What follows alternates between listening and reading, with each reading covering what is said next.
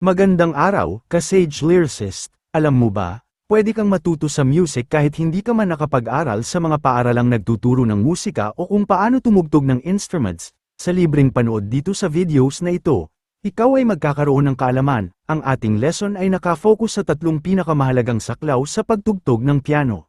Una, malalaman mo ang patungkol sa time signature, countings, at kung paano magbasa ng nota. Pag-aaralan natin kung paano basahin ang nota sa treble clef. Sa lesson na ito, makakakuha ng basic na kaalaman ang mga tumutugtog ng violin, melodica, flute o recorder. Mapag-aaralan din kung paano bumasa ng nota sa bass clef. Dito naman ay may makukuhang kaalaman ang mga tumutugtog ng gitara at ukulele. Pangalawa, pag-aaralan natin ang mga notes at chords sa piano. Malalaman at maiintindihan natin ang patungkol sa family chords. At kung ikaw ay mayroong sariling piano, maaari mong gamitin iyon habang nakikinig at nanonood sa lesson na ito.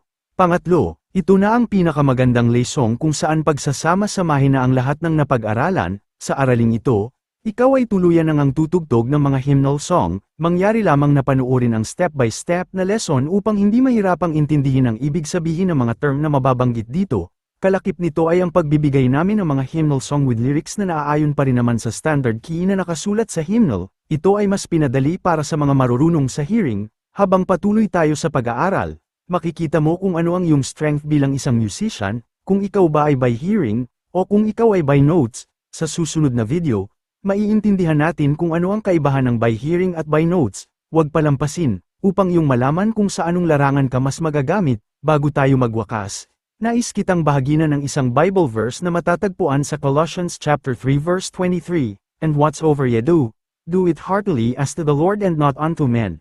Maraming salamat and God bless. Huwag kalimutang ibahagi sa kaibigan mong music hero o gustong maging music hero. See you again, ka-Sage Lyricist.